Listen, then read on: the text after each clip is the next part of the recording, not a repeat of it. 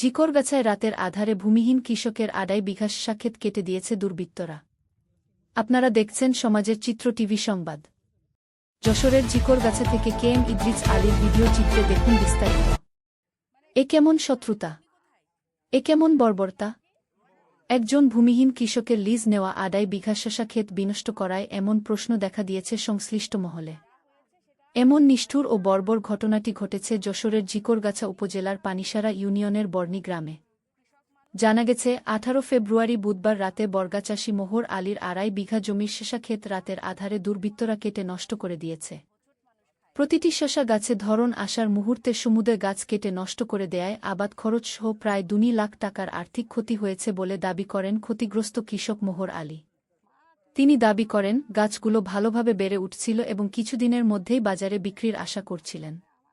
কিন্তু আজ সকালে মাঠে গিয়ে ক্ষেতের এমন দৃশ্য দেখে কৃষক মোহর আলী কান্নায় ভেঙে পড়েন।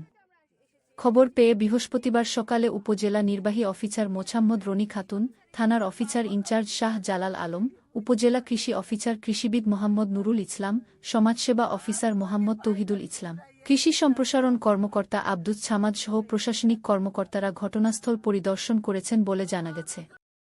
উপজেলা কৃষি অফিসার কৃষিবিদ মোহাম্মদ নুরুল ইসলাম বলেন, তিনি এক প্রকার ভূমিহীন কৃষক। নিজের ভিটেমাটি ছাড়া জমি জায়গা বলতে তার কিছু নেই।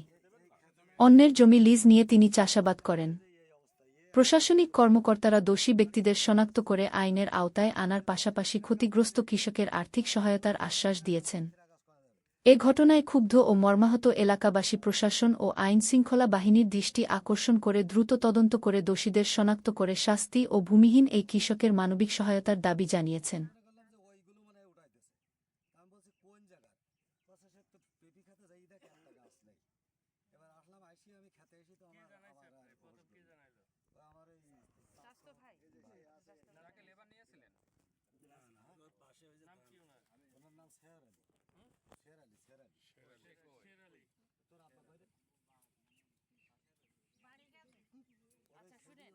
এখন আপনার এই যে এই বিষয়টা আমাদের এসপি স্যার জানে, আমাদের ডিসি স্যার জানে, আর আমরা তো আসলামই। আমরা সুষ্ঠু তদন্তপূর্বক পরে আমার এই জমিতে 2 কাঠা বিটি বাড়িতে আমি থাকি, শিখে নিল আমার কাছে উঠেছে। তো মাকে আমি ফেলাই দেবো, বলো দেখো দিন মা কি কষ্ট তোমার চাষা করে, দেখো দিন ছেলে মেয়ে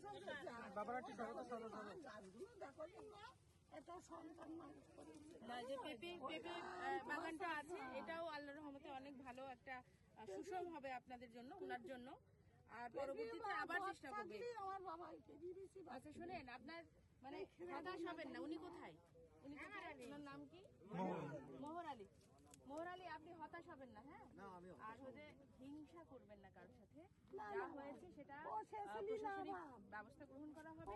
আর আপনি একদম, যেহেতু আপনি কৃষক মানুষ, কৃষি নিয়েই আপনার কাজ, আপনি আপনার মধ্যেই নিবদ্ধ থাকেন এবং যা পরবর্তীতে আবার শুরু করেন। হোঁচট মানুষ খায়, হ্যাঁ, কিন্তু হোঁচট খেয়ে কি পড়ে থাকে? হোঁচট খেয়ে পড়ে থাকে না। না, এই চাষ না হোক, অন্য চাষটা হবে।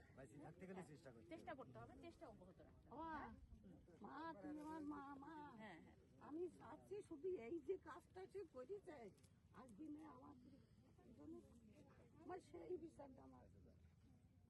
ঠিক আছে, এই জন্যই তো আমরা এসেছি। এই যে ওসি সাহেব এমনি এসেছে, ওসি সাহেব কিন্তু এমনি আসে নাই। কৃষি অফিসার এসেছে, সমাজসেবা অফিসার এসেছে, সবাই এসেছে। হ্যাঁ, ঠিক আছে।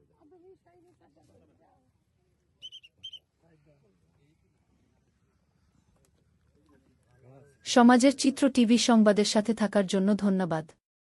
সবার আগে আপনার এলাকার সংবাদ পেতে আমাদের চ্যানেলটিকে সাবস্ক্রাইব, লাইক, ফলো দিয়ে সাথে থাকুন।